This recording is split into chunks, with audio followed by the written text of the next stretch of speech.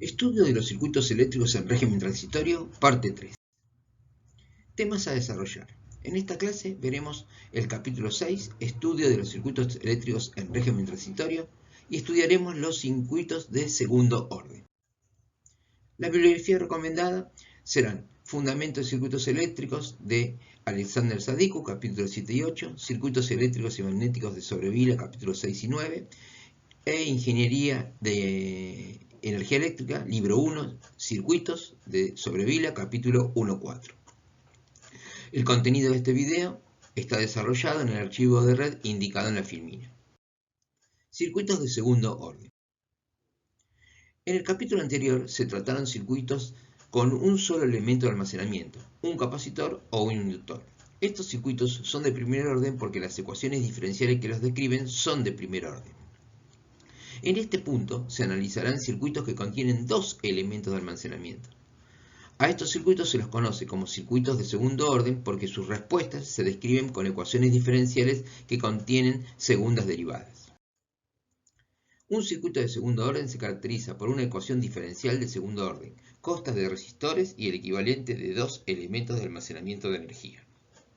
Primero, estudiaremos los circuitos excitados por las condiciones iniciales de los elementos de almacenamiento, es decir, sin fuentes de energía independiente.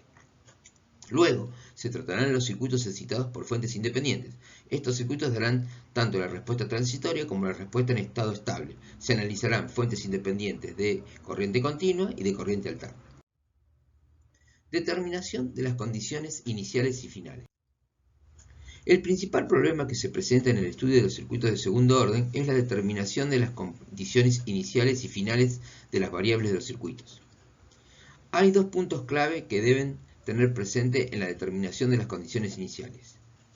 Primero, se debe manejar con cuidado la polaridad de la tensión VDT en el capacitor y la dirección de la corriente IDT a través del inductor.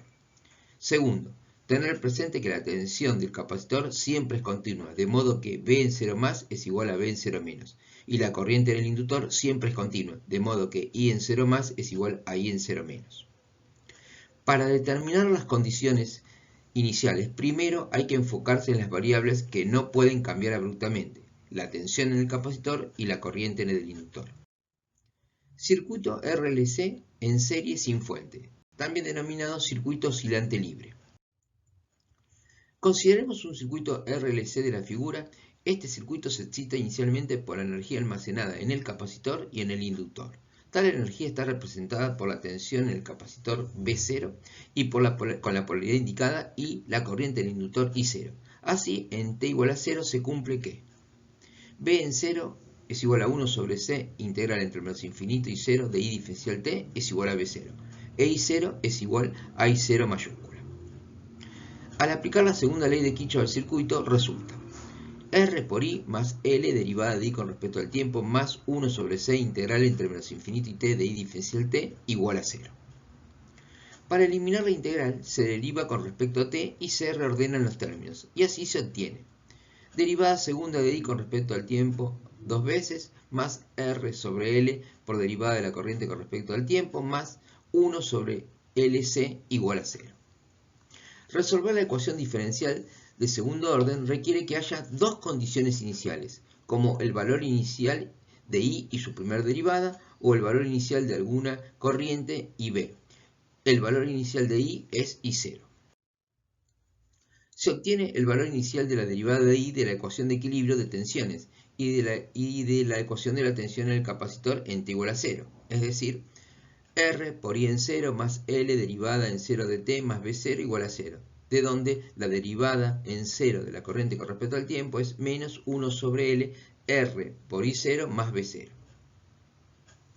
Con las dos condiciones iniciales conocidas se puede resolver la ecuación diferencial, para lo cual, en base a lo definido al estudiar los circuitos de primer orden, consideremos que la solución de la ecuación se corresponderá con una función exponencial de la forma I de t igual a A por E a la menos st, donde A y S son constantes a determinar. De la sustitución de la ecuación de la corriente en la ecuación diferencial de equilibrio y de la realización de las derivadas necesarias se obtiene A por S cuadrado por E a la menos a la ST más A por R sobre L por S por E a la ST más A sobre LC por E a la ST igual a 0, sacando factor común A por E a la ST, resulta igual A por E a la ST, S cuadrado más R sobre L por S más 1 sobre LC igual a 0. Puesto que I de t igual a A por E a la menos ST es solución de la ecuación, solo la expresión entre paréntesis puede ser 0. Luego, S cuadrado más R sobre L por S más 1 sobre LC igual a 0. La ecuación cuadrática se conoce como ecuación característica de la ecuación diferencial, ya que sus raíces dictan el carácter de la corriente. Las dos raíces valen S1 igual menos R sobre 2L más raíz cuadrada de R sobre 2L al cuadrado menos 1 sobre LC. Y S2 menos R sobre 2L menos raíz cuadrada de R sobre 2L al cuadrado menos 1 sobre raíz de LC. Las raíces S1 y S2 se denominan frecuencias naturales porque se asocian con la respuesta natural del circuito. Omega 0 se conoce como frecuencia resonante expresada en radianes sobre segundo y alfa es el denominado factor de amortiguamiento. Luego, alfa es igual a R sobre 2L y omega 0 1 sobre raíz de LC. En función de omega 0, frecuencia de resonancia, y de alfa, que es el factor de amortiguamiento, las dos raíces resultan S1 menos alfa más raíz cuadrada de alfa cuadrada menos omega 0 al cuadrado. Y S2 menos alfa menos raíz cuadrada de alfa al cuadrado menos omega 0 al cuadrado. En términos de alfa y omega 0, la ecuación característica puede escribirse como S cuadrado más 2 alfa S más omega 0 al cuadrado igual a 0. Los dos valores de S indican que hay dos posibles soluciones para I, cada una de las cuales es de la forma de la supuesta solución de la ecuación diferencial. Es decir, I1 es A por E a la S1 de t, y I2 A por E a la S2 de t. Como la ecuación diferencial es una ecuación lineal, cualquier combinación lineal de las dos distintas soluciones de I1 y I2 también es solución de la ecuación diferencial.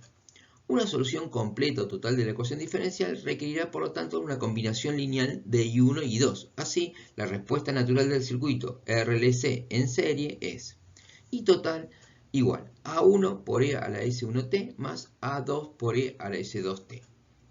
Las constantes A1 y A2 se determinan a partir de las condiciones iniciales de I igual a 0 y la derivada en 0 de la corriente con respecto al tiempo. De la ecuación característica se puede inferir que hay tres tipos de soluciones. Si alfa es mayor que omega 0, se tiene el caso sobreamortiguado, también llamado no oscilatorio. Si alfa es igual a omega 0, se tiene el caso críticamente amortiguado. Y si alfa es menor que omega 0, se tiene el caso subamortiguado, también llamado oscilatorio. Caso sobreamortiguado, en que alfa es mayor que omega 0. Si alfa es mayor que omega 0, se cumple que R sobre 2L al cuadrado es mayor que 1 sobre LC. En este caso, cuando alfa es mayor que 0, las raíces resultan reales, negativas y distintas. La respuesta resulta entonces I igual a 1 por E a la S1t más a 2 por E a la S2t.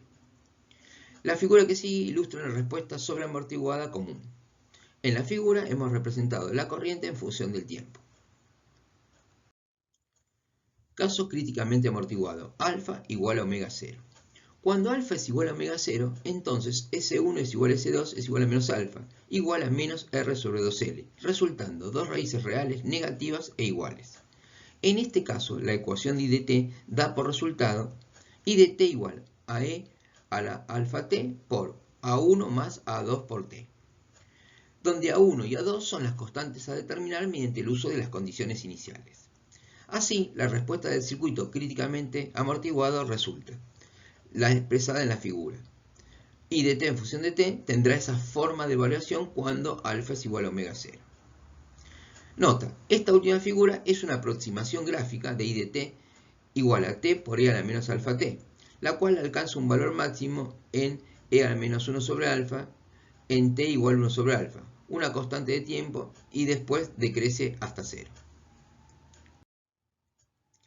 Caso subamortiguado alfa menor que omega 0.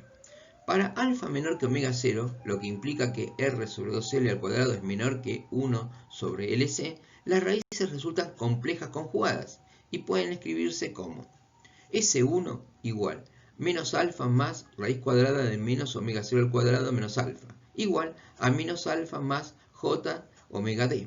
Y S2 igual a alfa menos j omega d, donde j es raíz de menos 1 y omega d igual a raíz cuadrada de omega 0 menos alfa cuadrado se la llama pulsación. Tanto omega 0 como omega d son frecuencias naturales porque contribuyen a determinar la respuesta natural. La respuesta natural es I de t igual e a la menos alfa t por A1 por e a la j omega dt más A2 por e a la menos j omega dt. Usando las identidades de Euler, que e a la j tita es coseno de tita más j seno de tita y e a la menos j tita es coseno de tita menos j seno de tita, se obtiene I de t igual e a la menos alfa t por b1 coseno de omega d por t más b2 seno de omega t por d, donde se han reemplazado las constantes a1 y a2 por las constantes b1 y b2. Con la presencia de las funciones seno y coseno, la respuesta natural para este caso está amortiguada exponencialmente y es de naturaleza oscilatoria.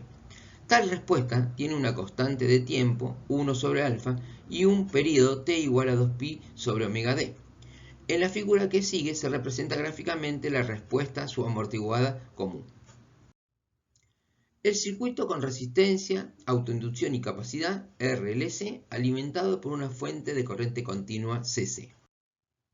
Supongamos que se posee un circuito completo como el representado en la figura, circuito RLC. La ecuación de equilibrio será R por I más L derivada de I con respecto al tiempo más 1 sobre C integral de I diferencial T igual a U. La solución es del tipo I a la K por E a la ST. Habrá dos tipos soluciones de acuerdo a lo visto al tratar el circuito RLC sin fuente, que obedecerán a el caso no oscilatorio cuando las raíces son reales y distintas y el caso oscilatorio cuando las raíces son complejas conjugadas. Como caso particular podría también contemplarse el caso críticamente amortiguado. Caso sobreamortiguado, no oscilatorio. Como alfa al cuadrado es mayor que omega 0 al cuadrado,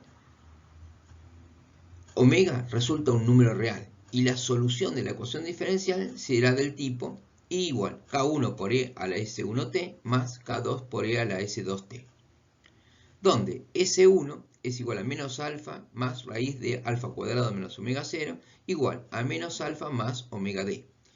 Y S2 es igual a menos alfa menos raíz cuadrada de alfa cuadrado menos omega 0 igual a menos alfa menos omega d. Alfa es igual a R sobre 2L denominado factor de amortiguamiento. Y omega 0 es 1 sobre raíz del S, pulsación propia o natural. Omega d es igual a raíz cuadrada de alfa al cuadrado menos omega 0 y se denomina pulsación. Asumiendo las condiciones iniciales para t 0 más, la corriente tiene que valer I de t igual a 0, ya que el capacitor se comporta como un circuito abierto, dado que la excitación es de corriente continua. Luego, reemplazando en la ecuación, resulta que 0 más K1 más K2, lo cual resulta que K1 es menos K2. Luego podemos escribir ahí como K1 que multiplica a E a la S1t menos E a la S2t. Para t mayor que 0, I es igual a 0. La caída en la resistencia valdrá 0. Luego, reemplazando en la ecuación diferencial, resulta R por I más L derivada de I con respecto al tiempo más 1 sobre C integral de I diferencial de t igual a 0 más L derivada de I con respecto al t menos U0. De donde la derivada de I con respecto al tiempo vale U0 sobre L. Valor de la derivada en T0 más. Reemplazando U0 es igual a L derivada de I con respecto al tiempo. Si reemplazamos la derivada de la corriente, podemos observar la función que se ve en la filmina. Esta ecuación es solo válida para t igual a 0, es decir, cuando K1 es igual a menos K2. Por lo tanto, U0 va a ser igual a K1 por L por 2 omega d. Luego, las constantes K1 y K2 resultarán U0 sobre 2 omega d por L. Reemplazando la expresión de la corriente, y será U0 sobre 2 omega d por L por E a la S1T menos U0 sobre 2 omega d por L por E a la S2T. Haciendo los reemplazos correspondientes de S1 y S2, finalmente podremos escribir I de t igual a U0 sobre omega L por E a la menos alfa t, que multiplica a E a la omega de t menos E a la menos omega de t sobre 2. La forma de onda de I en función del tiempo puede verse en la figura, tratándose de un caso no oscilatorio y función del tiempo donde alfa es mayor que omega 0R, es decir, también se puede decir que la resistencia del circuito es mayor que la resistencia crítica. Caso subamortiguado oscilatorio. Dado que la pulsación omega d es un número imaginario, haremos algunas transformaciones. Omega d es igual a la raíz cuadrada de alfa al cuadrado menos omega 0 al cuadrado. También podemos escribir raíz cuadrada de menos omega 0 al cuadrado menos alfa al cuadrado, y esto lo podemos escribir como j omega prima. Luego las raíces quedarán S1 menos alfa más j omega prima y S2 igual a menos alfa menos j omega prima. Un par de raíces complejas conjugadas donde hemos definido a omega prima para diferenciarlo de omega d del caso anterior, que era la pulsación natural. Razonando igual que para el caso aperiódico, resulta K1 es igual a menos K2, igual a U0 sobre 2J omega prima L. Reemplazando las constantes en la expresión de la corriente, resultará I igual U0 sobre 2J omega prima L, que multiplica a E a la menos alfa t por E a la J omega prima t menos E a la menos alfa t por E a la menos J omega prima t. Y resultará entonces igual a I U0 sobre omega prima por L por E a la menos alfa t por seno de omega prima t, dado que la expresión entre corchetes E a la J omega prima t menos E a la menos J omega t sobre 2J representa al seno de omega prima t. En la figura vemos la representación de este caso para la corriente cuando se cumple que alfa al cuadrado es menor que omega 0. La diferencia fundamental entre el caso aperiódico y el caso oscilatorio, ambos reales, difieren en el valor de la resistencia presente en el circuito. Si la resistencia es elevada y mayor que la crítica, actúa como un freno e impide que la energía del capacitor se traslade al inductor y recomience el proceso de carga. Si la resistencia es baja, menor que la crítica, al descargarse el capacitor, esta resistencia no alcanza a disipar toda la energía del mismo y el excedente se ubica en el inductor, que al bajar la corriente debe entregar su energía al capacitor, pero lo hace con sentido opuesto debido a que la energía inductiva es de signo diferente. Caso no oscilatorio. Vemos la expresión de la corriente y la representación. Caso oscilatorio, la expresión de la corriente y su representación. Si en vez de cerrar el circuito sobre el generador G, una vez cargado el capacitor a la tensión U, lo cerramos sobre sí mismo, como se ilustra en la figura, la ecuación de equilibrio es R por I más L derivada de I con respecto al tiempo más 1 sobre C integral de I diferencial T igual a 0.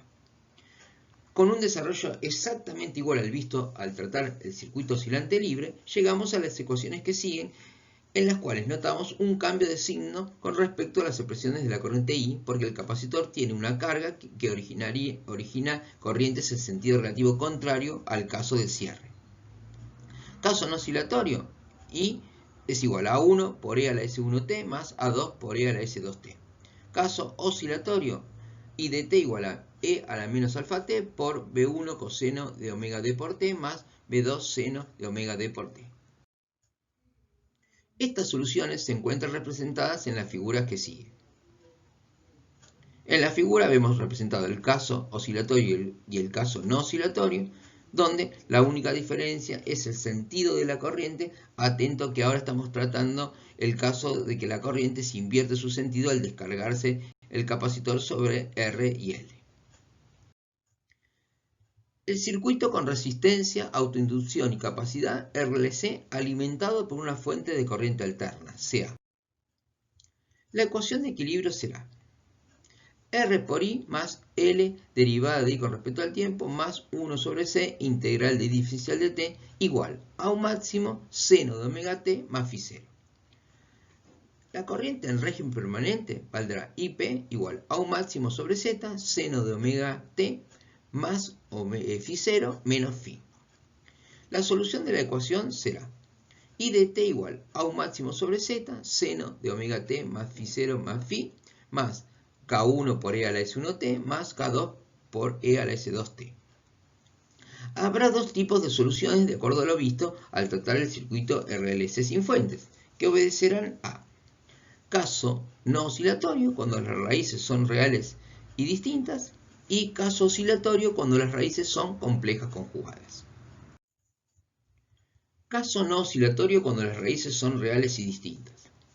La solución será I de t igual a un máximo sobre z, seno de omega t menos phi 0 menos phi, más K1 por E a la menos alfa más omega d por t, más K2 por E a la menos alfa menos omega d por t. Para t0 se cumple que I en 0 vale 0 y L derivada de I con respecto al t vale un máximo sobre seno de phi 0. Estas son las condiciones iniciales en t igual 0. Sustituyendo estas condiciones en la ecuación de la solución, podemos obtener las constantes K1 y K2, para luego reemplazarlas y obtener la respuesta total de este caso no oscilatorio.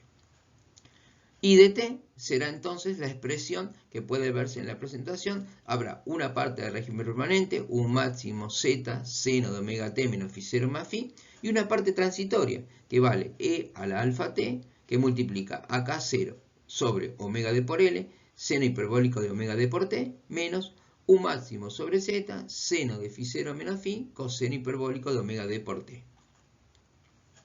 K0 se puede demostrar que es igual a un máximo seno de phi menos omega L, un máximo sobre z, coseno de phi 0 menos phi, menos alfa por L por un máximo sobre z, seno de phi 0 menos phi. Caso oscilatorio cuando las raíces son complejas conjugadas. Con igual procedimiento que en el caso anterior, resultará que I de t es igual a un máximo sobre z, seno de omega d menos phi 0 menos phi, que representa la parte del régimen permanente, más una parte transitoria, que es igual a e a la alfa 0t, que multiplica a k0 sobre omega prima l, seno de omega prima t, menos un máximo sobre z, seno de phi 0 menos phi, coseno de omega prima t. Realizando algunas transformaciones, I de t puede ser escrita como un máximo sobre z, seno de omega t menos phi 0 menos phi, más I0 por E a la alfa t, seno de omega prima t menos psi. Tenemos una componente de corriente alterna y una componente denominada unidireccional. Su representación puede verse en la figura, que corresponde a un caso oscilatorio con raíces complejas conjugadas.